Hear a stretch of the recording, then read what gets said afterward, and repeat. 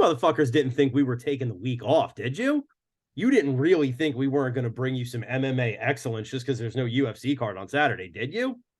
You must not know us very well. So let me reintroduce myself. I am still Zach from Filthy Philadelphia, here with the recently Universal Studio attended John Boy down there in sunny Fort Lauderdale, Florida. John Boy, the viewers at home deserve to know, where were you on Saturday night? I was MIA. You were MIA.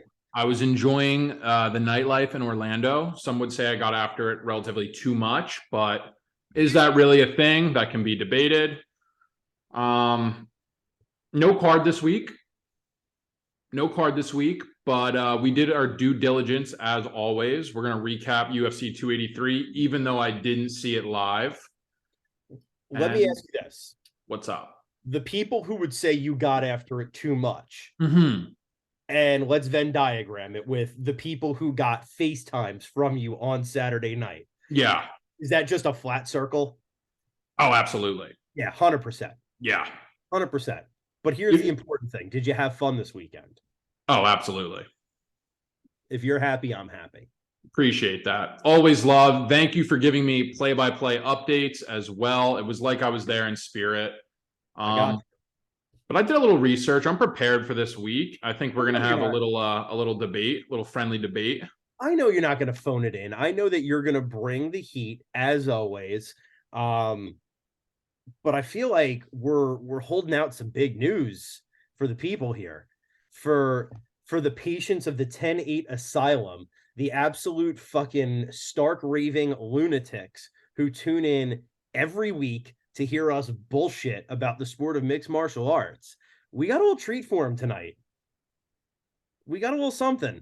I heard a rumor that we're gonna have a special guest on tonight, and I'm so excited. I'm gonna need to calm it down. Yeah, you got to cool off a little bit. I know you're riled up for this one. You've been excited. This has been backstage a little bit, and tonight it's happening, baby. Let's go. Yeah, I'm pumped. If you're a Philly, Jersey, PA local, if you follow the local scene, you probably no doubt met Sandy Bang Chheng before. She's had a lot of cards. She hangs with a lot of people in the community. She is super beloved by a lot of people in the community. She's good people. She's going to join us tonight, and we're going to chop it up with her. So I guess before we get to the treat that is our special guest, we got a little homework to do. Should we start there? Yeah, let's kick it off. Let's do it. Takeaways. Takeaway numero uno. Hit me. I think Jamal here's for a long time, and I think he holds that belt till at least the end of 2023. Interesting. So Jamal Hill, Saturday night, takes the strap from Glover Teixeira in a 5-round war that Jamal Hill, I just set a new record vacant title, right? Sets a new record. I think 283 significant strikes landed. 232. 232. Thank you. Number dyslexia. Glover Teixeira looked like 205 pounds of ground beef by the end of it. Mm-hmm. He's now got the strap. My first takeaway is a little different, though. Mm-hmm. I don't think Hill's going to be champ very long. Who beats him? That's the only reason that I'm doubting this takeaway a little bit. Okay. But he has his sole loss is to Paul Craig, right? And Paul Craig's game is one-dimensional. It's grapple, fuck, grapple, fuck, grapple, fuck. The points where I thought Glover looked a little bit dangerous at times on Saturday night, other than the fact that Glover Teixeira is just always dangerous because he doesn't stop coming. When Glover was able to get Hill to the ground, now granted, Hill popped up, but it didn't look like Hill was popping up or moving on the ground with the proficiency that the 205-pound champ would have. It looked like he was kind of muscling his way back to his feet. So, I got to say, I feel like if they square him up with Ankalaev, I think Ankalaev is going to take that one. I really do.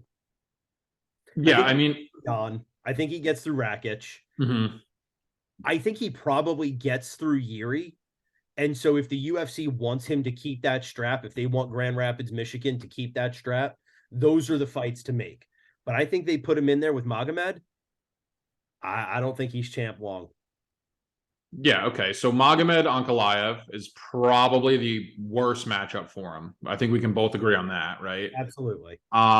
Yuri, in the Yuri Glover fight, Yuri absorbed 111 significant strikes and landed a $120. Yep. He was losing that fight on the cards, ended up locking in a Hail Mary submission in round 5 to seal the deal. Jamal Hill absorbed 75 significant strikes and landed 232. So if we're doing this by, MMA math and we're looking at a fighter comparison, Jamal Hill, I think he smokes Yuri if that fight does happen. And they're saying the timeline for Yuri to come back is July. I could see the UFC book that one. I think that's a more fun fight. I think Magomed Ankalaev's a little bit more particular. I think he's going to slow it down and kind of bring it into his realm and maybe mix in the grappling like he should have against Jan early on. But I don't know, man. I like everything that's coming out of Jamal Hill's mouth. He's a dog. He's ready to fight anybody. He says all the right things as a champion. I think he's hungry. He's motivated. I don't know, man. I think there's going to be a sweet dreams reign for a little bit over here in the light heavyweight division. Let me say this. In my heart, I kind of hope you're right. I mean, I thought Jamal Hill fought, a dog fight with Glover. He didn't pull off the gas even when he could have, right? Glover Teixeira is like a Brazilian Terminator. He's just going to keep marching forward at you. Jamal Hill was undeterred, played his game for 5 rounds. And then clearly, right, his reaction afterwards, the way he acted afterwards was, what you would want out of a champion, a feel-good story, right? So I kind of hope that you're right. I think the 2 ways it gets fucked up for him is I think Magomed Ankalaev can derail that train. And then, it's so weird to say out loud, but we're forgetting about the matrix factor that is Yuri, right? It's the same thing that we saw with Tony Ferguson. It's this weird, sure, unorthodox, unpredictable style. I mean, Jamal Hill fights like a dog, but he's hands up, 1, 2, 3, uppercut, move you to the cage, fight smart. Yuri moves around there like he's sprinkling pixie dust and kind of defying the laws of physics. Yuri could be one of those guys who throws just something weird that connects with Jamal Hill oddly, and all of a sudden it's Yuri's belt again. But I don't know. I kind of hope you're right. I kind of hope Jamal holds it for a little while. I think there's some fun fights that we could see there. I mean, I think he beats Jan 8 times out of 10. Yeah, but Jan's a dog. So I think those guys are going to fight for your money, and you're going to see a fun fight at 205. Same with Rakic. I think he beats Rakic 9 to 10 times out of 10. But it's another guy who's, he's going to fight for your money. I don't know the status of Alexander Rakic, so don't hold me to that. I don't know if he has a knee again yet. You think they book Sweet Dreams and Yuri for International Fight Week? If Yuri can make it back by then, he might be pushing his luck with that shoulder injury coming back that quickly. But I'll tell you what, it's definitely the most fun fight to make because both of these guys are going to slug it out. Both of these guys are going to strike. And that's kind of that thing too. Like in the Glover fight, Yuri was getting wrestled a lot and he didn't respond well. So if he's just going to be standing straight up on the feet, you never know. But I'm still leaning to Hill here. I think he's got the right mindset, and I think he gives Yuri problems. Yeah, I mean, I think you're absolutely right. It's like I said, Yuri's just it's that weird matrix factor that worries me about the Yuri fight. But that being said, fucking book it because I'll watch it. Yeah. And if you're a fan of the 10-8 pod, I need you guys to do me a favor, get at John Scher on the socials and let him know he needs to get serious about coming to Fight Week this year, because I think the 10-8 boys need to take over Fight Week. I'm going to say it right now. I'm going to say it publicly. I'm ready for that takeover. I don't know if Vegas is ready, but I'm ready. Oh, no. Vegas is definitely not ready. Don't tempt me with a good time now. Pressure's on, John Boy. Let's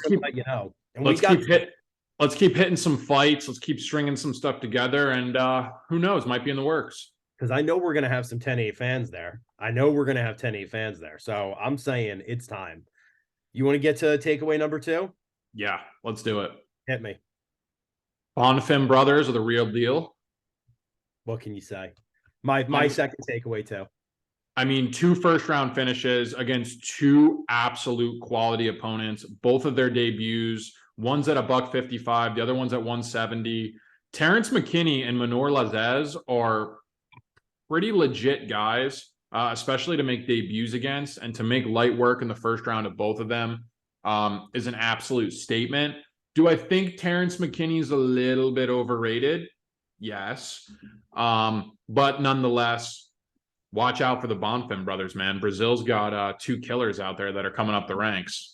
They really do. That's my takeaway as well. My takeaway was going to be different just because I saw somebody on Twitter said move over Diaz brothers. The UFC now has the Bonfim brothers, and I like that. I like that maybe they're here to fill that hole in some of our hearts who miss the Diaz brothers. Yeah, but what can you say? I believe Bonfim number 1 it's Ismail Bonfim. Yes. Who sent Terrence McKinney to the nether regions with a knee to the face. That was just, and I think it was actually the second round that he hit the knee, but first round. Was it first round? 2 first-round finishes. I mean, it took a little longer than younger brother Gabriel, but he was in control the entire time. Like Terrence McKinney never looked like he got off the ground for that fight. And then his brother Gabriel sunk in a mounted guillotine, 10, 15 seconds. It was almost immediate. It was light work. It was light work for both brothers. And then they're out there partying poolside the next day down in Brazil.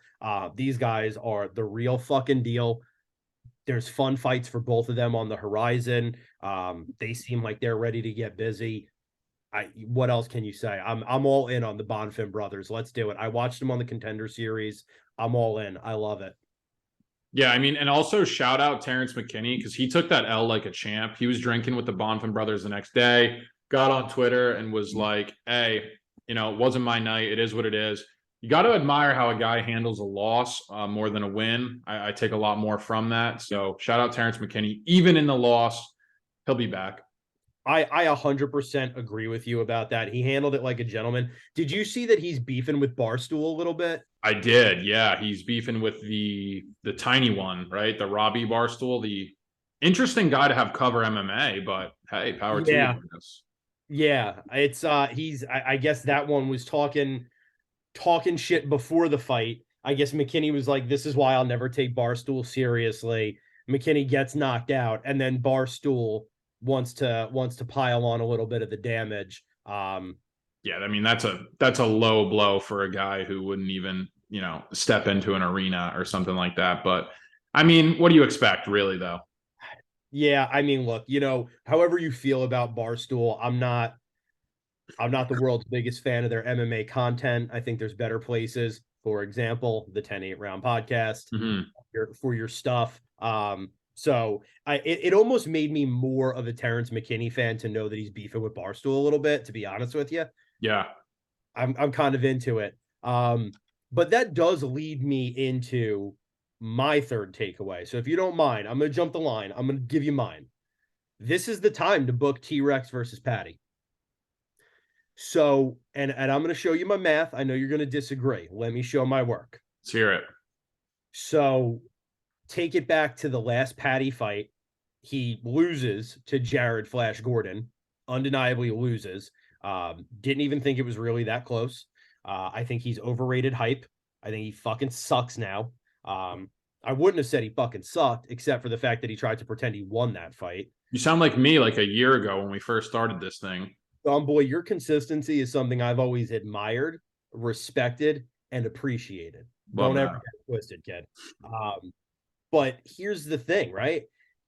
A couple months ago, everybody was like, oh, I mean, fucking Terrence McKinney's going to wreck him. Terrence McKinney's going to wreck him. Okay, well, Terrence McKinney got his shit handled down in Brazil by Ismail Bonfim. So that record's tainted now. So if you're the UFC, you want to keep, you know what? Fucking book it now. He's got a tainted record. Book him against Patty. Let's see it. Let's see it. Tell me why I'm wrong. I just think that he loses a lot of lust with a bad knockout like that. It's one of those things where it puts Patty in a lose-lose position, right? Because let's say he beats Terrence McKinney. It's like, oh, he's just coming off of where he just got flatlined in the first round, right? Like he kind of got quote unquote exposed. So it's like if he wins that fight, there's really no churn for Patty. What does he get out of that? And if he loses, which he very well could, it's an even worse loss. So I think the UFC sets him up with a little bit easier of a guy with a little bit more of a padded record. And I think that they go that route, to be honest. I just don't think Patty's all that good. And I think that guys getting knocked out like Terrence McKinney, beating him will just completely put an end to the hype train. And it's very well possible. Yeah, look, your logic is sound. It comes from a business perspective, which at the end of the day, we know that's the decision the UFC is going to make, right? They're going to make the business decision. I think from a very real world, pragmatic perspective, I think now's the time to book that fight. I know I won't be heard on that one, but a man can dream. And so I will continue to dream.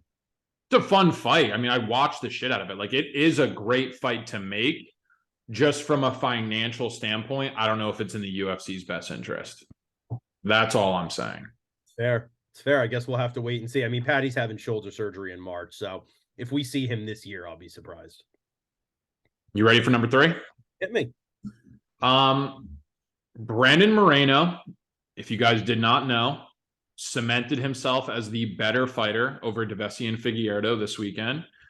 Third round stoppage, corner stopped it. I was closing up on Figgy. Brandon Moreno has an interesting fight on the horizon. Alexandra Pantoja is the next guy in line. And I don't want to draw comparisons to the Izzy Pereira fight, but Alexandra Pantoja has 2 wins over the current champion. Yeah. He has a submission back in 2016 on The Ultimate Fighter and a UD back in 2018. Yeah. But Brandon Moreno is not the same guy he was in 2018. Not at all. So that's a really interesting fight. The writing's on the wall for that one. It'll be really interesting to see how that plays out. And also, Biggie's going up to 135 pounds. So just a lot of moving parts at the top of the division. I saw Moreno is in the top pound for pound, top 10. What a fight for Brandon Moreno, man. Couldn't be more happy for a fighter, to be completely honest. I love Brandon Moreno. We have been on the Brandon Moreno train since day one. I fucking love that dude. I think he's stellar. The Brazilian crowd pelted him with popcorn and beer after he beat Figueiredo on Saturday. And truthfully, and this is another one, right? It wasn't even close before that. And the judges actually had given Figueiredo a round, which was criminal. Moreno was bell to bell, wiping the floor with Figgy D, was beating his ass, looked like a totally new man. It looks like he's even leveling up in between, fights with Figueiredo. I mean, they fought 4 times in a row, and he's getting better progressively. Every time I see this guy, he looks like he's getting better. So the Pantoja fight, I'm excited for that. Here's my question. Here's my thought. And this is, it wasn't that long ago the UFC was going to get rid of the 125-pound division. Does Moreno have enough juice to save this division? And is there enough competition to keep this going forever? Because Figueiredo's gone now from the division. He's going to 135. There's Pantoja. Who else is there? Jussier Formiga. Is he still hanging around the division? Askar Askarov, yeah. He went to a draw with Moreno. Yeah, I mean, flyweight, there are some guys that, they need to sign that could really make a splash because there really isn't a lot. These are a lot of guys that have been recycled and we've already seen fight for the strap. After Pantoja, probably Askarov is next, and then the rest of it's up for grabs at flyweight. But I think Moreno can do it. First Mexican-born UFC champion. He's a crowd favorite for sure. I mean, you see how much we love him. I know that that's, reciprocated throughout the fan base of the UFC. What's not to like about the guy? Yeah, man. I think he's got enough juice. Yeah, I I do. saw a video this weekend of Chase Hooper giving Brandon Moreno a Funko Pop, and like the legitimate pure joy of Moreno to receive that. Like you just like you gotta love this dude. Like this dude is just loving life. Like he's at the Lego store getting collectibles. He's got a world wall of Funko Pops. He's on a redemption story that Hollywood couldn't have written better.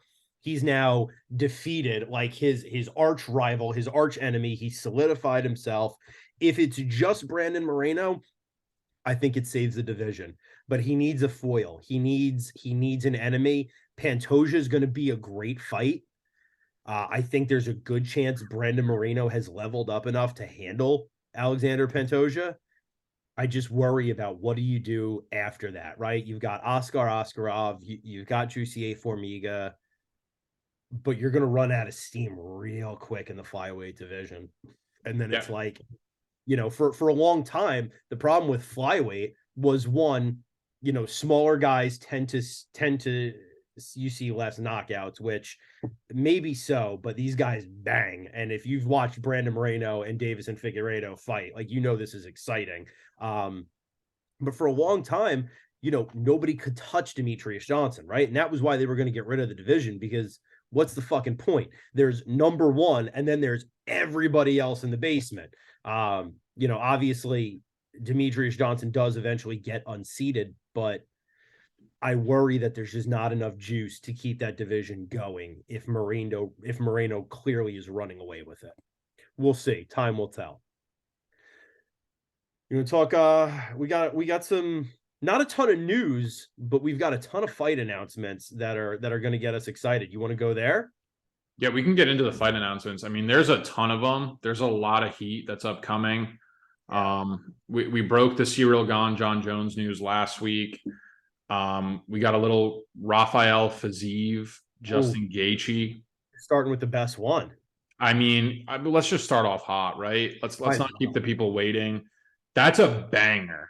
That is an absolute banger. I think Gaethje opened up as an early favorite in that one.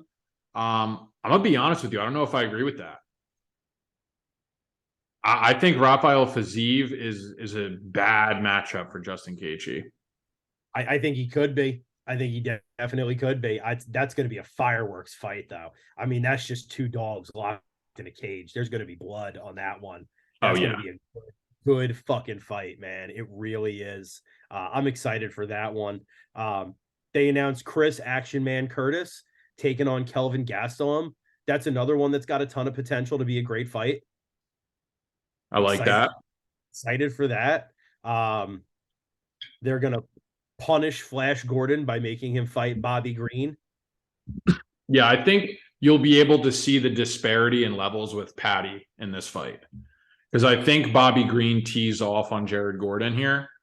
And I think it's going to kind of show people, it's going to shine a light on kind of where Patty's at in the division. Yeah, I think that's fair. I think that's fair. I mean, obviously Bobby Green is an aging veteran.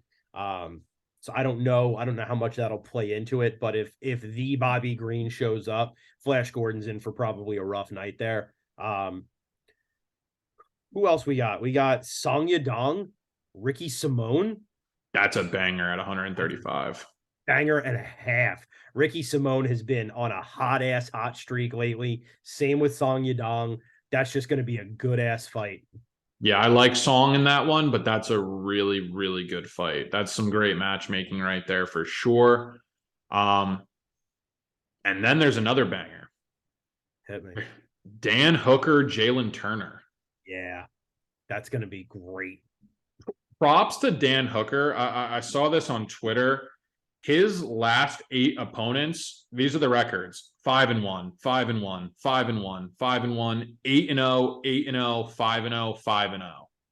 Jesus. So in his last 8 opponents in the UFC, there were 4 losses between all of them in the UFC. So in my book, Dan Hooker's the BMF guy. I know we should have said he should have retired in his last fight, but I mean, you got to respect the resume because that is just absolute killer lineup.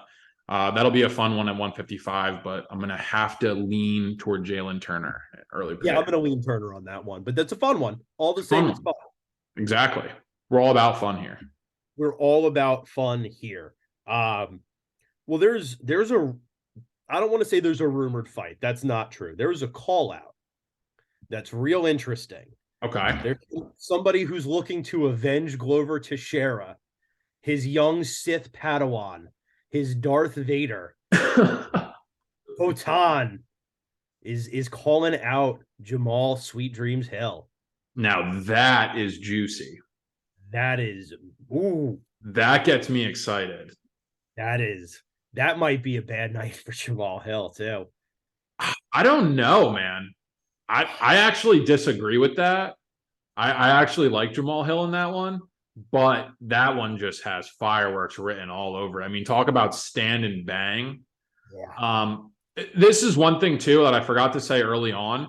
Jamal Hill beat the piss so bad out of Glover Teixeira that John Hackle, the former coach for Chuck Liddell and Glover Teixeira's current head coach, is retiring from cornering after trying to call off that fight. To give you an idea of how bad Jamal Hill beat Glover up, he's retiring from cornering.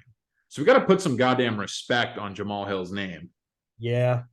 That's all I'm saying.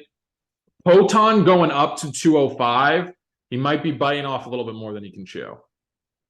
You know what? I'm excited to find out the answer to that question.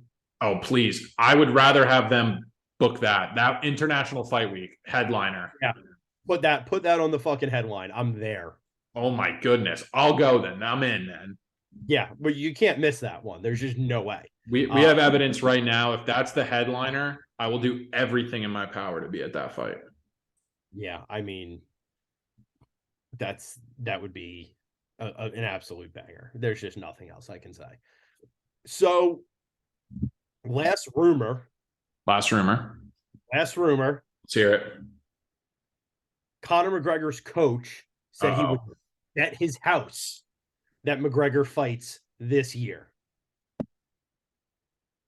In the very same day, Conor McGregor takes to social media because he has to deny sexual assault allegations against him. This seems to be something that is an ongoing thing with Conor. I don't know. I don't know how much I take away from Kavanaugh's sentiment there. I think he's backing up his boy by saying he's going to be there. But Conor's been able to kind of navigate the lawsuits pretty well for the most part. So wouldn't be surprised if he does it again. Yeah, but you know what? With that lawsuit in existence, if you're taking to social media to deny allegations in January, you're not going to have that wrapped up in time to get into a fight camp. So I mean, getting away from the second as to whether or not it's legitimate or credible, because I have not looked into that, and that's a whole separate conversation. Of course.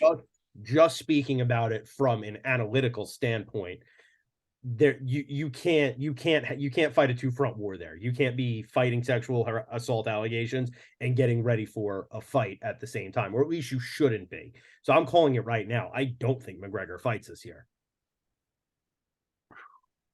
I think he does, but I think it's later than expected. I'm thinking like a December headliner to end 2023. The year-end fight. Yeah. Maybe. I don't know. I'd be surprised. I'll tell you that. I could see December, but I'd still be surprised. I hope he fights. I mean, that's all with the caveat of I don't know the veracity of the claims against him. So I'm going to put the 10. Of course. I'm going to put the 10-8 disclaimer right there at the front that we always put. If these allegations turn out to be legitimate or true, then I hope he doesn't fight. I hope the UFC fucking drops him. Trying to back me into the pro sexual harassment corner here. We know you've always towed the line there, John Boy. So appreciate that. Right. Thank you. That's all right. No, but look, there's obviously a separate conversation that has to happen. From a strictly MMA perspective, yes, if Conor McGregor fights, it's a good thing. It means people are tuning in. They are watching the sport that we love. It's getting eyes on whatever. Is it time? I think it's time. I think we've waited long enough. I think the people want to see Bang Bang on this fucking podcast. Let's do it. Let's do it. This is going to be our second official fighter, correct? I guess third. I guess we had Timmy Green. Yeah. We had Mike Wilcox. Oh, we did have Mike. We did have Mike. This is going to be our third fighter. Third time's a charm as well. Yes. Would be the fourth if Alex Caceres punk ass didn't leave us on red, but I'm over that. I'm over it. I've moved on. He's dead to us. All right. Let's see a little bit of that action. Wow, I navigate Zoom like no other, huh? Well, we'll see about that. We'll see about that. Expert.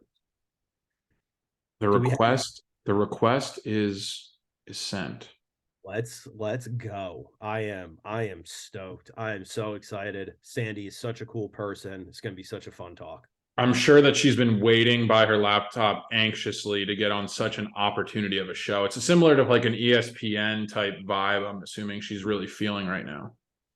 I think this is like one step. Like this is the podcast you come on before you're ready for Helwani, right? Like this is where you stretch your legs a little bit, you work some material, and then you go on the MMA hour. I think it's MMA hour in popularity. It's MMA hour, 10-8 podcast, everybody else, ESPN, and then somewhere down here, Barstool. Wow. I know that was generous to Barstool. I know it was a little more generous than I should have been, but a friend in need is a friend indeed. Why does Ryan Clark have a show with Daniel Cormier on ESPN? Oh no, I actually said that out loud on Saturday. He was a safety for the Steelers. Yeah. I get DC and RC, really fun play on words, but Jesus Christ, ESPN, get an ex-UFC guy to fucking cover it. Holy shit! Have some respect. And at the same time, ex-UFC fighters are getting offered $2,000 to go to Power Slap. Yeah, did you see Connor endorsed it as well?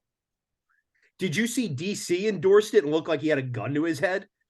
Well, I feel like you kind of have to have a gun to your head to endorse that, no?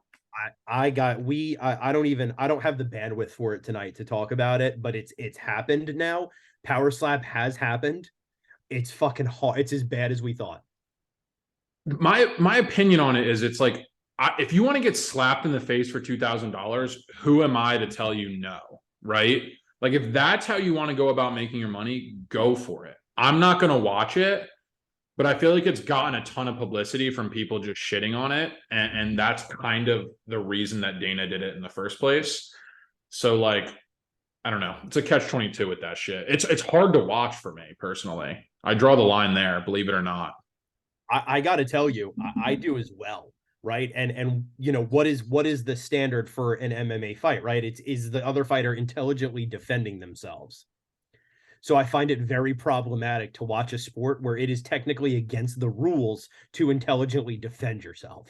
They drew up a scientific method about how keeping your neck straight and your shoulder muscles in place is actually a form of defense. They're actually releasing a science paper that's going to explain and go into detail at length about how neck stiffing up is actually a form of defense. So I can't wait to read that one. Yeah. I can't wait for Hollywood to make a movie about the cover up of CTE from Power Slap in fucking 20 years. It's going to be awesome. Nice little sports science episode. Yeah, that's going to be fucking rad. The email's out, so we're waiting. We're playing the waiting game right now. We will wait for greatness, though. We will wait for greatness. I said, it's time. And she said, okay, Bruce Buffer. So that was fair. Fair response. Yeah, that was a great response, honestly. They'll say, Bruce Buffer is on our legal department's like 5 list, like 5 people. If you meet them, you get a hall pass. Whoa. Yeah, I know. I don't know which one I'm more caught off by, the hall pass or the Bruce Buffer being involved in it. I think the concept of a hall pass has been around long enough that even in a hypothetical sense, you talk about it, you bring it up. When Bruce Buffer got thrown at me, I gotta say, and I may get sued by our legal department for saying this on a podcast that hundreds of people listen to. Mhm. But yeah, Bruce Buffer is on our legal department's hall pass list. Damn, dude. Bruce I, Buffer I think killing the game inside and outside of the ring. right. I mean, it's Bruce, man. I don't know. He's an institution. Like I almost can't even be that mad about it. I heard he's kind of a dog. I mean, obviously he dresses like an absolute stud, but I've actually heard that he is kind of a savage. So There was kind of adds up.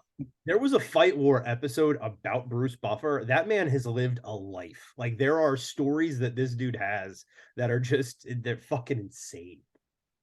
Wild. Yeah, that talk about the life though, man.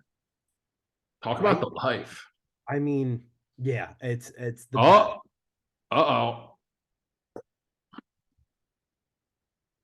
Something's happening. something's happening. Something's happening. We are connecting to audio. Audio's connected. Did it work? Video seems to be possibly incoming. Okay. I don't have video yet. Recording in progress. Oh, All right, that's something. Am I here? I think Hang so. on, we can hear you. We can't see you yet. Okay. I should be able to figure this out because I'm Asian, but All right, that gives us hope. Fair enough. We're starting off hot. alright, Let's go. Oh, I love that. Love that. right? You know how it goes. They're technologically inept. Yeah, well, What? Zoom did just come out, so I know it's difficult.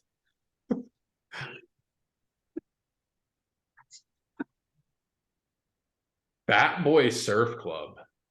Bat Boy Surf Club, baby. They're saving the manatees. You know I'm about the manatees. Big manatee guy. I could see that. Love manatees, dude. They're the chillest things going. And you should love manatees too. You're a Floridian. I mean, they're like the national bird of Florida is the manatee. It's true. They're majestic animals. They are majestic. My face. Bang bang. We have no video right now. Wait, I'm gonna figure this out. I'm gonna figure it out. Alright. I might need to call for my husband. That's fine. If you got to bring in IT support, we get it. I do. He's a software engineer. He'll have to figure it out. We don't have IT support on this show, unfortunately. Putting Right. the Can you Putting- help me? We have a legal department. If you need to sue somebody, we have a legal department. That's right. I know you do. We're more likely to get sued on this show than we are to have technical difficulties. That's what we've kind of figured out. Meg Coop, where you at? oh, Defending me in a lawsuit, I assume, somewhere. How do I make my face show up? I hear technical support is in the room. There Yeah. is hope for this yet. He always says that he's not a front end guy.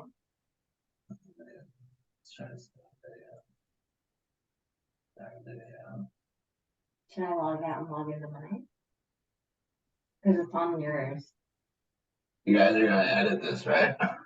We don't edit. We go live and we post. This will be up in about. oh, we just run with it. We have fun with it. We just run with it, and so far people have continued to listen. I don't really know why. Yeah, I would definitely have hung up by now or logged out or whatever you guys Do you want me to log into my do.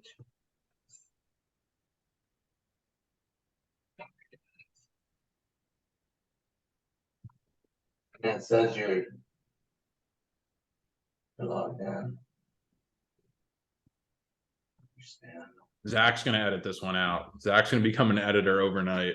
I'm gonna finally figure out how to do some editing. Yeah, nobody wants to see this. Yeah, this is above my pay grade. And this is great though. I like moments like this, the unscripted moments that let you know, listen, your favorite fighters, your favorite podcasters, they're human beings too. You know, we're all out here doing our best, just trying to figure it out in the world. That's really all it comes down to. Did you send this link to her? Yes, to her email address as provided.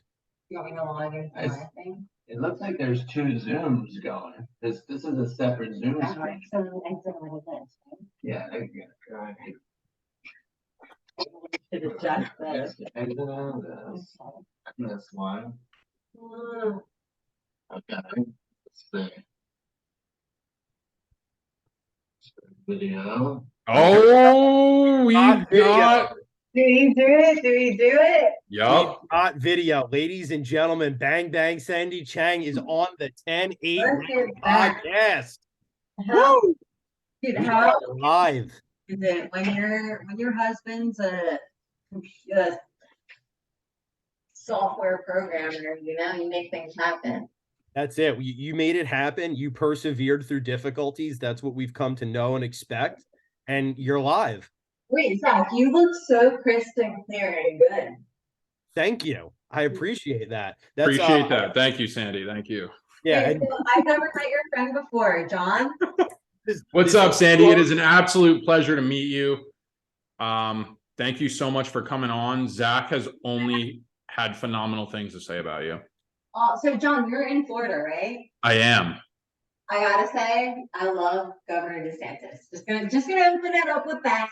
But Little political endorsement. Love that. Love Love that. that. I know. That's what I we know. love on our I MMA know stuff. Zach loves that too. yeah. We love polarizing political endorsements early on. And I'm very glad that we've gotten that out of the way.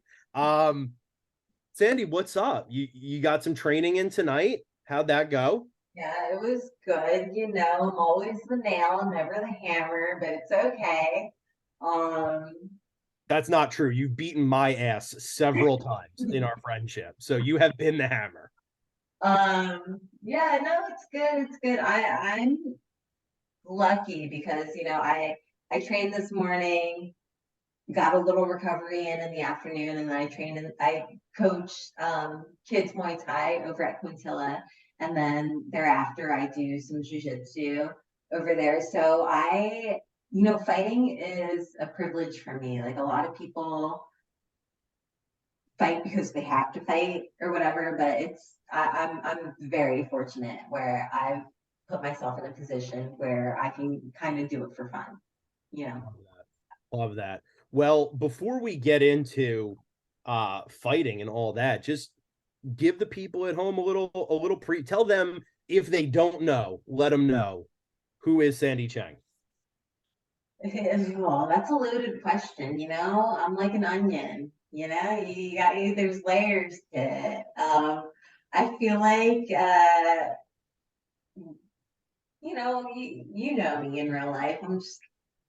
I'm a little human being. I'm just trying to be, at the end of the day, I'm trying to be the best me. That's really what it is. And I was actually talking to when females come into the gym, because we're the minority, I'm like a leech. I'm like, come, stay, like, train, whatever. And if I can do it, you can do it. And I believe that wholeheartedly. Like, if someone like me can make it to the professional level in MMA and grappling, I honest to God think that anybody can. And yeah, so I don't know. I think when all is said and done, at the end of the day, I'm just trying to be the best me. Love it. And I will say, from personal experience, from some of the, and you're right, I mean, women in the sport of MMA and in jiu-jitsu are definitely the minority, but we've trained with some of the same women throughout our time, and they are loyal fans and friends of yours. And I think that's because you go out of your way to really make sure that they're situated, they're comfortable, they're learning. So that's, I think, something really important, especially as the sport of women's MMA is continuing to grow, but still is really in its infancy, right? I mean, it's still relatively new. Yeah, I mean, I say it all the time. Like, I'm still a baby in this sport. I'm a little older than a lot of the girls that I compete against, but in terms of my own personal growth, like, I'm still, just an infant. I'm still learning. I'm still trying to get better. And and like I said, I'm in a position where I can afford to just really focus on getting better and becoming the best me. Like, I've never when I first got into jiu-jitsu, MMA, all that, I never had these grander dreams of becoming, some really like a great fighter or anything like that. I really just wanted to like better myself personally, and the road that it's taken is it's you know it's got me way further than I could ever imagine. So yeah. Let's start at the beginning. Are you from Philadelphia? Yeah, so I grew up in the Northeast, which it's funny, I was talking about it earlier today. I feel like Northeast Philly should be like annexed because it's like its own little world. It's not really like Philly, it's like the Northeast. But yeah, I grew up there, stone's throw away from Philly essentially, and I've been living in South Philly for the past decade now. And yeah, I train out of Philly, and home is where the heart is. I feel like for as much traveling as I've done, for whatever reason, I'm always back and loving dirty Philadelphia. Filthy Philly. We love it. It is. Filthy Philly. Filthy You can't let Philly. it go. It gets in your soul. I'm with you. I came out here at 18 years old and I never left. I just fell in love with the place. So when did you start training any kind of martial art? Like what got you in the door?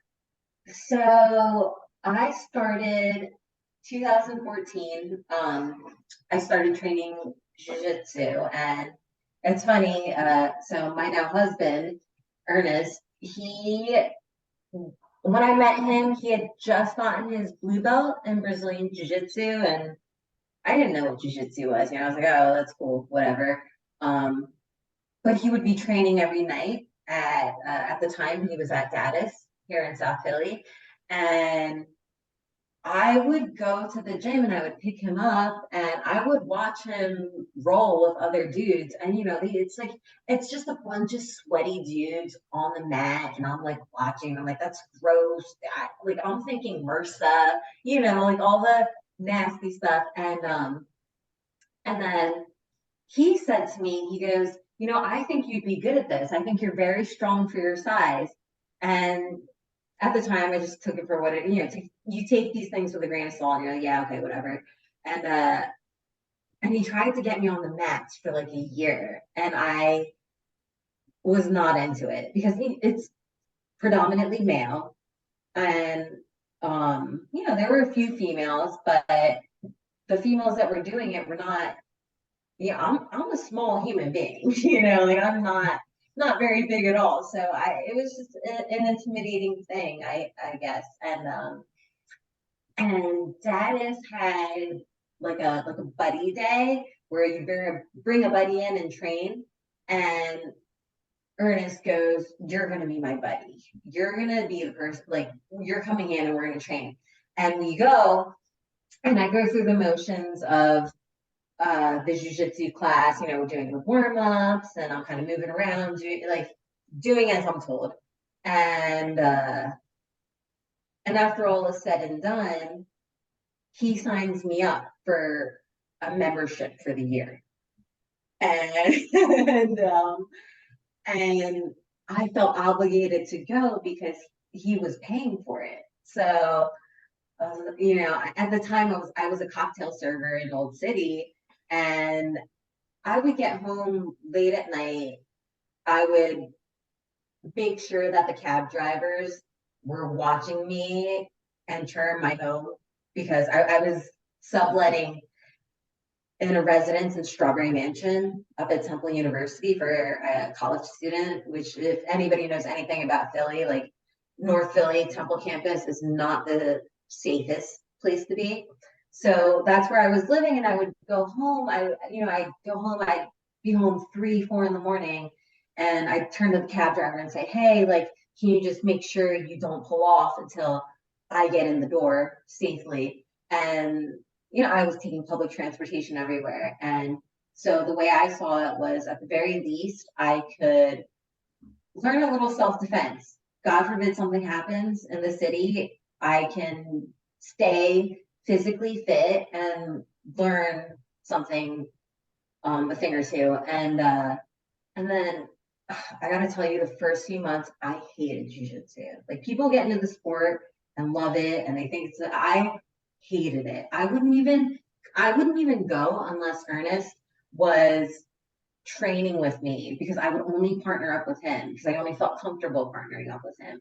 And then over time, he was working, right now he works full time from home, but at the time he was working in the office out in King of Prussia, and he couldn't get home in time to make it to class. And he said, go get to know your teammates. You can't just partner up with me every day. Like, go get to know your teammates, train with them, and whatever. And so I did, and I felt obligated to go because, mostly because he was paying for it. And so I went, and I would love to say that I got into it and I was good and this, that, the other, but I hated it. I was the only girl. I was tiny, and I just, but conceptually, I started to take a grasp on things, and eventually, I remember I got my first submission on a guy. It was like a rear naked choke because my understanding was like the back is a dominant position. If you're on someone's back,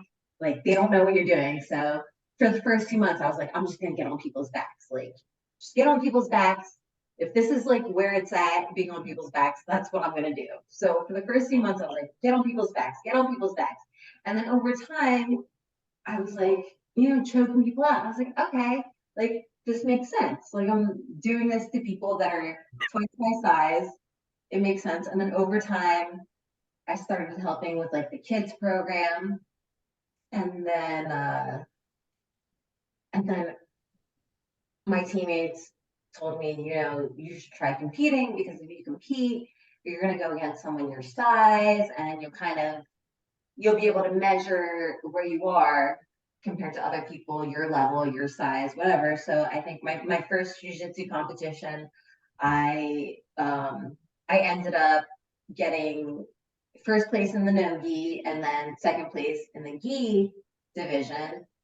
And I remember having that feeling of like, wow, like I can do this. Like I can really do this. So then I started consistently competing in jiu-jitsu, and I was just like, I was doing really well, and it did a lot for my confidence, and I continued to do it. And then it was just like one thing grew into another. It was like, okay, people started to encourage me to eventually compete in MMA, did well. It was just, it kind of took on a life that like I didn't imagine that it would take on. And it was due to like just the people around. Like I'm so lucky. I have so many people around me who saw potential in me that I didn't exactly see in myself. And they were always so encouraging. And I think a big part of it too is like you never want to let anyone down. And so that kind of puts a little fire under your butt, and you're just like, all right, I got to do this. I got to win. I got to fight. So it kind of took on a life of its own after I started competing and teaching kids. And, You can be honest that your first submission win was over Zach, right? Her 1000th submission win was over me, and then her 1001, 1002. Mm-hmm. It was so like really Zach's here to thank for that. A little bit of a confidence booster, I bet. Not surprised you're rolling with the women, the smaller ones. Sounds like a Zach move. Oh yeah. Question, Sandy, where does Bang Bang come from? Bang Bang. How'd you get the nickname?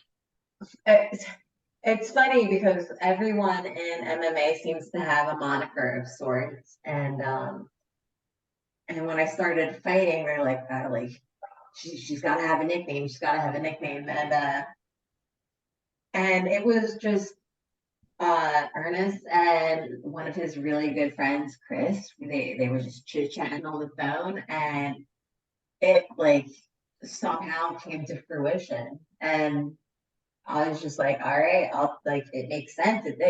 Because my last name is Chheng. It rhymes, yep.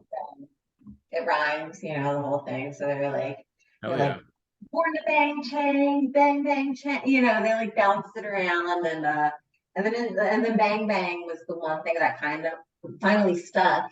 And it's funny because I think of like Bam Bam and Pebbles. Okay.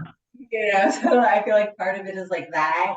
And then I'm also it's so fitting now because after I'd gotten the nickname, and joined enlisted into the military, my MOS, I'm a combat engineer, and that's a fancy name for just kind of blowing shit up. And we're playing with C4 and dynamite and all that. Oh yeah. We're just making things blow up.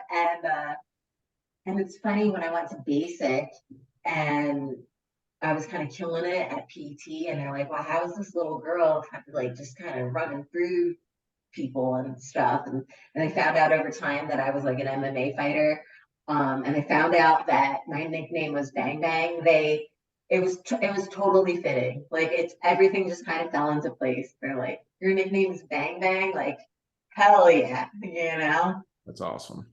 So it's just, I guess came to fruition through friends and just natural. Very fitting. Very fitting. So that does bring me to my next, I guess, not question now, since you already said it, but fighting is really your second job. You're in the Army, correct? Mm-hmm.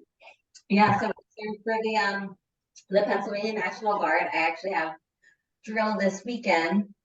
But yeah, we just hold it down and blow shit up.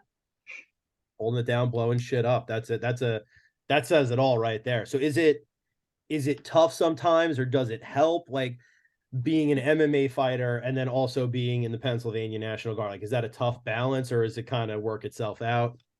So you know what? It's funny because like a lot of people in the that I know in the military encouraged me to go active, and even when I went through basic training, a lot of my drill sergeants were actually pretty upset that like I wasn't active and that I was National Guard. And the reason I chose to go National Guard as opposed to active is because I still wanted to have the time to spend with my family and the time to grow in my career in MMA. But the balance has been great. And it's funny because when I was first assigned to my unit in Spring City, my biggest thing is being surrounded by people who are supportive of your endeavors. Like, I've held so many jobs where I made good money, but I quit because I was just like, I don't like the people. I'm not about the environment. Like, I would rather get paid less and work with people I love than get paid a good amount of money and work with people that I hate. So when I remember my first drill after basic, I prayed on it. I was like, I pray that I'm with people who are accepting and love me, and I hope I do well, this, that, and the other. And what are the odds that my squad leader, so I get to, I get to where I'm stationed, and I meet my platoon. I'm the only female in my platoon because we're the minority, especially in combat engineering, total minority. So I'm the only female in my platoon. And then I meet my squad. And then what are the odds that my squad leader is an MMA fighter? So shout out Sergeant Myers, Alex Myers. He's an MMA fighter, and he had actually seen me fight prior to me even being a part of the company. And it's just like a weightless. Like, what are the odds, that you end up joining military, and you get, assigned to a certain company, and then you're already within a group that has an idea of who you are and kind of embraces you. So I've been lucky. I love my platoon. I'm like little big sister, I'm like older than a lot of them, but newer than all of them, and they look out for me, and it's been a good deal for me. That's dope. That's awesome. You recently stepped away from MMA just briefly to do a jiu-jitsu competition. You were on the most recent Fury grappling card. Yeah. Tell us about it. Yeah. That was a fun experience. So, I'm so bad at social media and all that stuff. And I understand that like in 2023, it's super important to kind of promote yourself. And I mean, the only reason I have social media is because of fighting, because I'd fight and people would ask me like, hey, how do I reach out to you? Like, we'd love to sponsor you for your next fight. And so I started Instagramming. I don't Facebook, I don't tweet, whatever, but I thought that was like a, good baseline to start. And Jonathan Webb had actually reached out to me, but I guess it went into like my request messages, which I don't check because it's like, I don't know, whatever. I'm just stupid when it comes to social media. And then someone else messaged me and was like, hey, Jonathan's been trying to get a hold of you, like check your request. And then my opponent, Amanda, had actually messaged Ernest because in my bio it says, fight inquiries, reach out to Ernest because he handles all that stuff for me. Like I'm so lucky. Like I don't like handling all the I guess I don't know, back end stuff, if you want to call it that, like all that stuff. So the girl that I had grappled, Amanda, she had actually reached out to him and was like, hey, let's do this matchup, blah, blah, blah, blah. And we just made it happen. We made it come to fruition. And after coming off of like another loss at Pro MMA, I was like, like, let's do it. Like, I need to regain a little bit of my confidence back. And I did it. And funny story, Christmas Day, we were heading out to my in-laws to celebrate Christmas. And I still needed to send in a picture for the poster. And Ernest is just, I don't know what he does with the camera, but I have like 10 pins and like crazy hair. He doesn't know the angles, So I asked my stepdaughter, who's 11 years old, I said, please help me take this picture. I mean, and mind you, we're getting ready to go drive to see my in-laws in Maryland, a couple hours away, but we were just like, we have to take this picture. We have to send it in. So I get my 11-year-old stepdaughter to take the photo for me. She gets the shot in like 2 pictures. Like, I like throw on a rash guard and I'm, all right, go. And she gets it like that. So it was a very last minute thing to do. But I'm glad I did because I ended up I recently got promoted to brown belt at Quintella. So this is my first no-gi brown belt match. And it's interesting because at purple belt, when you compete in no-gi, you end up competing with brown belts and black belts and things like that. So I was used to competing with people at that level, but never really at that rule set where it's like 7 minutes. And for people that aren't familiar with like the Fury grappling setup, like the UFC fighters that compete in Fury grappling, they're actually not allowed to do heel hook. Like there's some leg submissions that they're not allowed to do, understandably, because they can cause a lot of damage. So I'm not a UFC fighter. So obviously I was like, all those things were on the table for me. So I was like, okay, great. Like this is brown belt rule set, brown belt time. I can do all these things and I can showcase what I've been learning. Like for me, whenever I compete, it's a matter of showcasing what I'm learning because I don't know everything. Like the more I learn, the more I realize I don't know. So every time I compete, it's a matter of hey guys, look at what I'm learning, So it was a great opportunity. Amanda reached out and everything kind of fell into place. I didn't want to cut weight for it, so we agreed at like 120, and we ended up both weighing in exactly the same, 117.5. So it was like the perfect matchup, and I think If I'm being honest, I think everybody really was kind of like, I think I was the underdog in that. Especially in the back when we were kind of, they're separated, blue corner, red corner. And I felt like all the Philly favorites were in the other corner. And I was kind of with the out of town people. And I never let that stuff bother me. And like she and I had a bunch of mutual friends and mutual people that we train with. And I see her now every Friday at Marquez doing wrestling. And Jonathan Webb is a killer. And my stepson actually trains there because he lives in South Jersey. And um, it's always great when you can go with people who have like a good skill set. So I had fun. I did well. I wish I could have gotten the finish, but I was definitely, it was my first time doing like a 7 minute no gi match. So I didn't want to just like when if you watched it, I have a north south choke probably halfway through.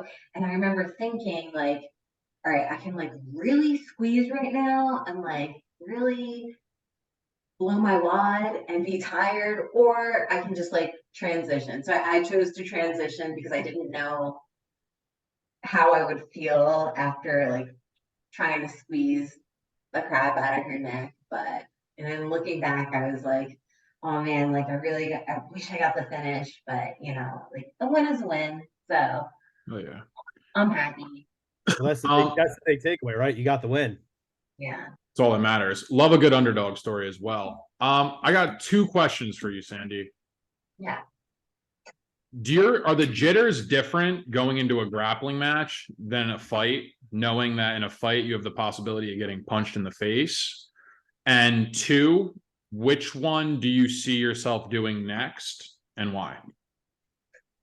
The jitters are definitely different for sure. There's definitely like a lot more output for MMA, 100%. And the cardio is definitely very different in terms of anaerobic and aerobic, like functional, just, because when you squeeze, I'm sure, Zach, you wrestle, like when that lactic acid builds up in you from like the holding and the squeezing, like it's really hard to like get off those punches, especially in the later rounds. So there's definitely like a lot more nerves that go into MMA, and I feel like with MMA, people spend so much money on tickets, and sometimes like my last fight was in Stroudsburg, which is a couple hours away from where we are. So you have this pressure of, oh my gosh, there's so many people coming from so far away, and you feel like you want to do well. And grappling to me, like if there were grappling competitions every weekend, like I would probably be in and out of them. Like like this is the first martial art I got involved in, and like, jiu-jitsu is my baby. I will, and even Ernest says it. He thinks it's hilarious. He was like, "You'll go to the ground with anyone, but you have like this hesitance to like strike with people."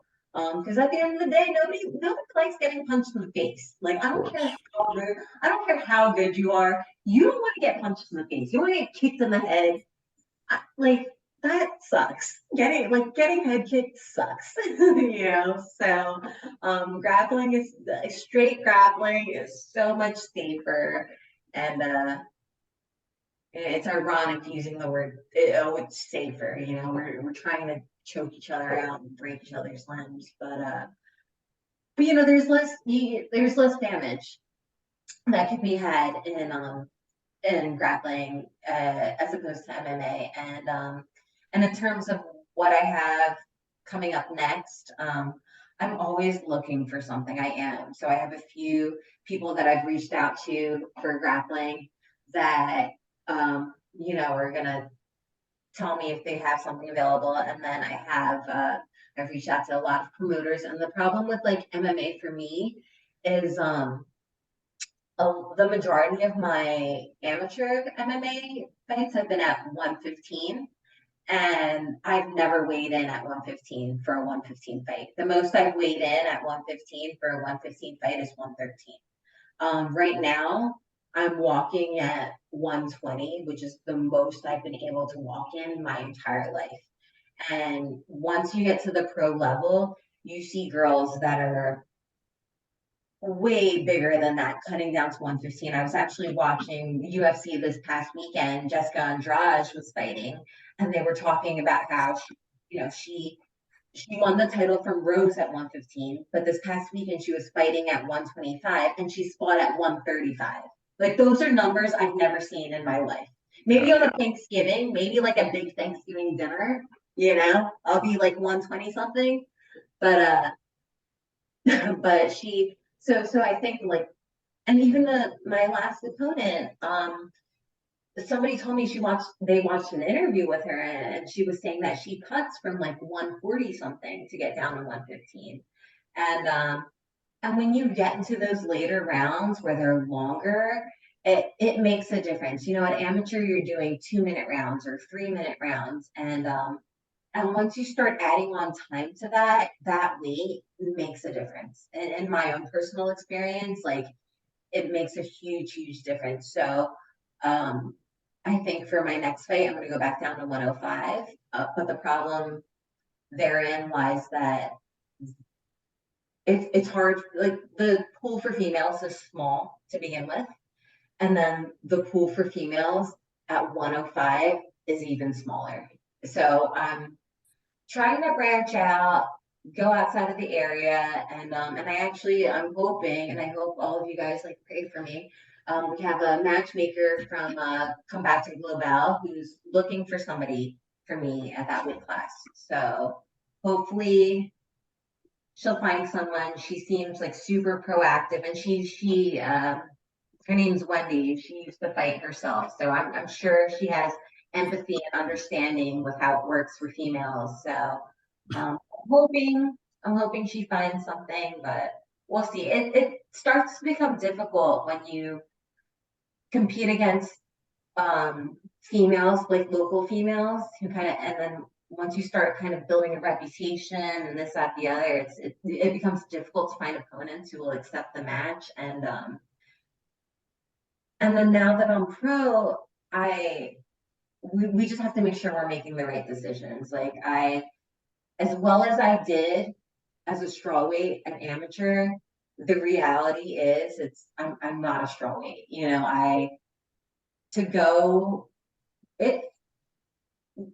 Like, you see guys like Frankie Edgar who were small for their weight class and did really well, but I'm not Frankie Edgar. I'm Bang Bang Sandy. Like, it's just. Now that we're on that UFC topic, do you have a favorite UFC fighter?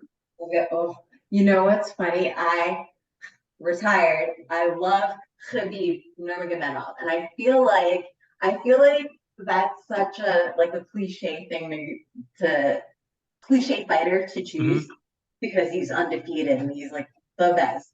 But even before he retired and before he was super hyped up, my whole style, because I started in jiu-jitsu, was like take down, pressure, stay on top, ground and pound, and that's his style. And I would always joke with my teammates. I was like, I'm gonna beat girls, I'm gonna down pressure, stay on top. So yeah, my favorite for sure. I think that all of this talk about weight cutting and weight gain, John Boy, I'm gonna be honest with you. Sandy came over last summer for some pulled pork. I think all this talk about trying to put on some weight is kind of a setup so that I will bring another tray of pulled pork to Bang Bang, and it's working. I'm ready to go. Your smoker, your kitchen is where it's at. Don't gas him up too much. I gotta tell you, have you seen what he pulls out of this smoker? I've gotten some pictures from time to time. That's where the fighters eat. If you're a killer, to come to my kitchen. Have you had the real thing, John? Have I what? Have you had the real thing? Not from the man himself, I haven't. Dude, Zach. He's in Florida. You Step up, Zach. No excuses, dude. No excuses. Play like a champion. That's my bad. I'm gonna have to remedy that. No excuses, dude. Make some jerky or something you could like airtight seal and send over to me.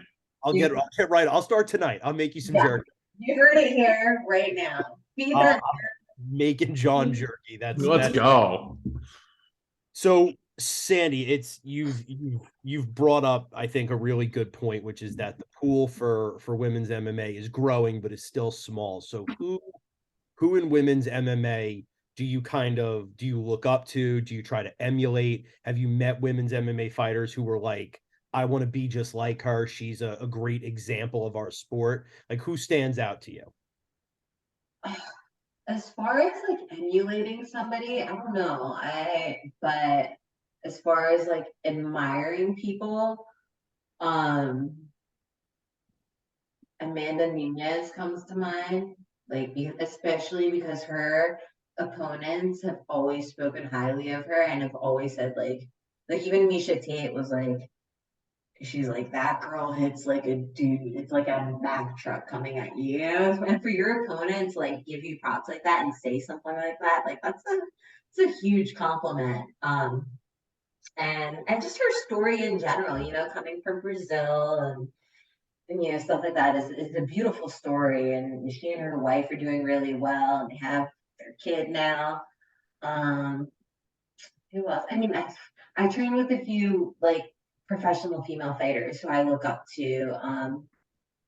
Deanna Bennett, who's in top 10 in Bellator, and Jamie Colleen. She's a strawweight contender. And they've got, it's really inspiring because like they've gotten to that level in which I want to get to, and just to be in the room with them and learn from them is amazing. So, I feel very fortunate that I'm able to, because the pool for women is so small, the likeliness that you'll meet somebody who's kind of in that umbrella of like female fighters is like it's likely, like for as big as we might think fighting is, the community itself is pretty small. Like, it's not unheard of to go to a jiu-jitsu tournament or go to an MMA fight and see pro fighters at the highest level. Like, I mean, at my last MMA bout, you had guys like Aljamain Sterling and Ally Quinta cornering other guys who were on the same card as me. So, to see guys like that cornering people on the card that I'm fighting on is amazing. I mean, even the Fury grappling card, you had women like Rose Namajunas and Jillian Robertson and Clay Guida. Like, you have those like top level UFC fighters, and like to be on a card like that with people who've like reached like the highest levels of MMA, it's like you recognize how like small the like community is, and I think a lot of fighters are always like really hard on themselves, especially when it comes to like their physicality and things like that. And because we're in the gym all the time, we're only ever surrounded by like other fighters. So we're always comparing ourselves to like other fighters and other elite athletes. And we forget that like the majority of the people out in the world are like fat slobs. And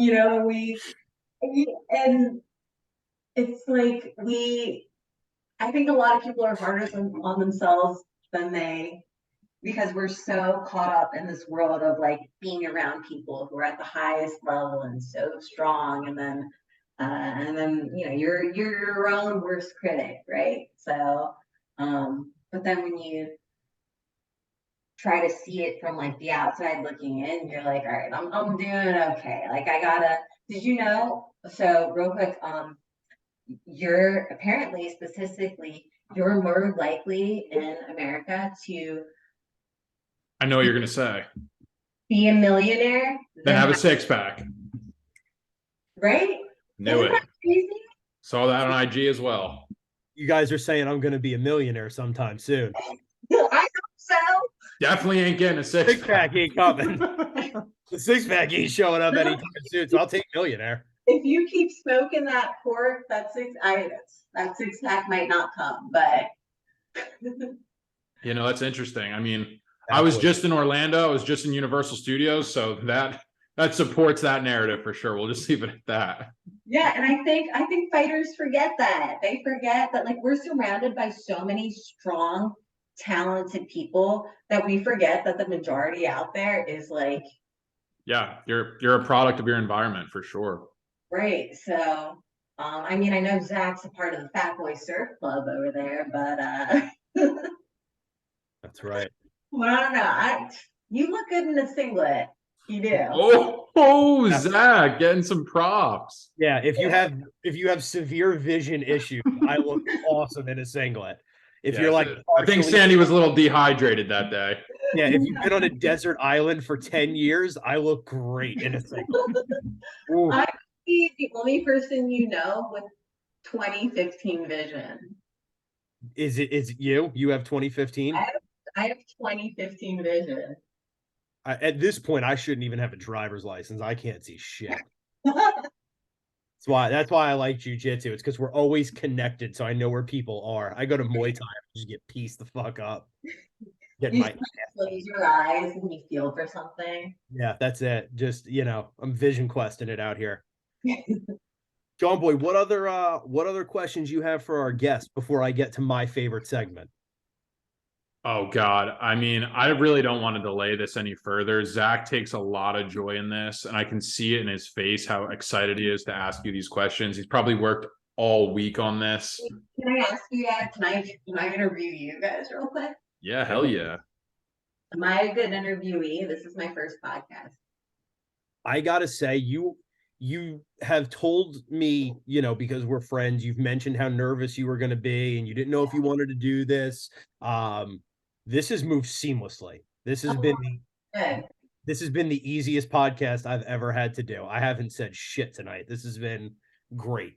Well, yeah, as friends, I've always kind of had an aversion to these types of things. I've been asked to do interviews and podcasts before, and I kind of, oh yeah, like whatever, brush it off. But like, Zach, you're my boy. Yeah. So I was like, shout out Zach.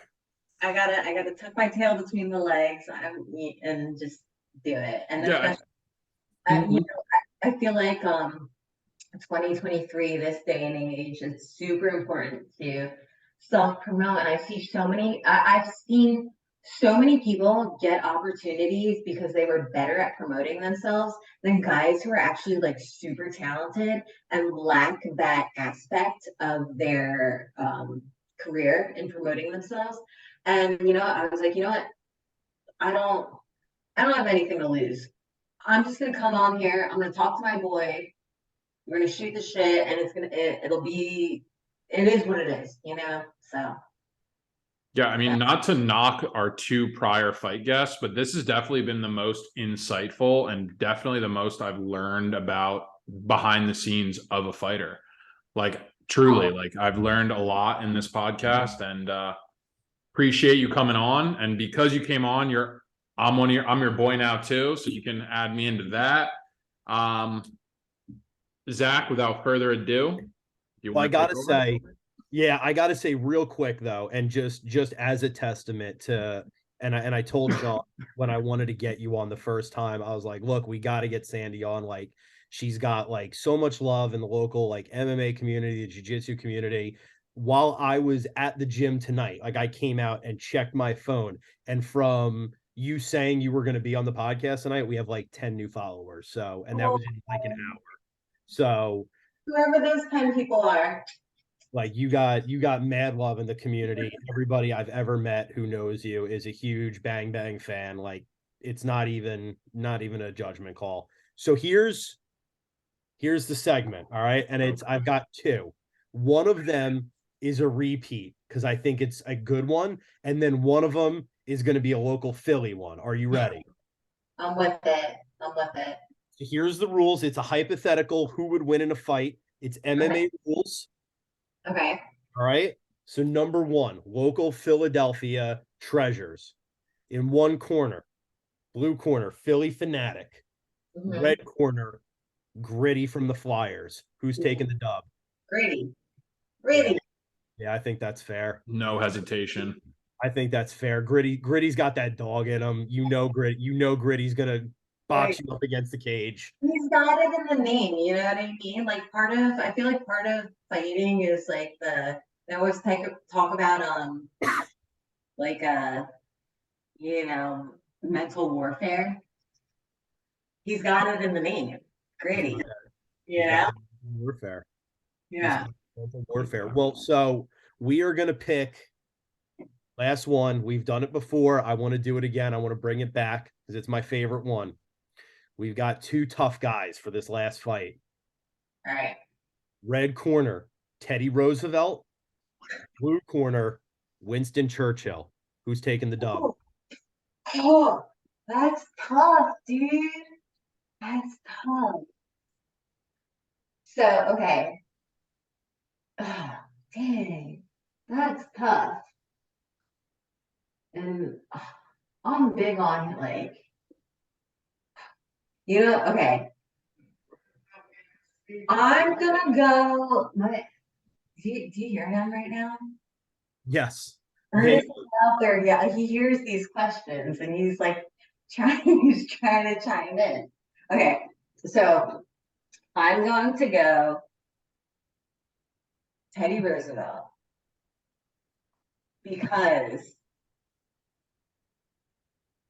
at the end of the day, USA. Fair response. Say less. It's a fair response.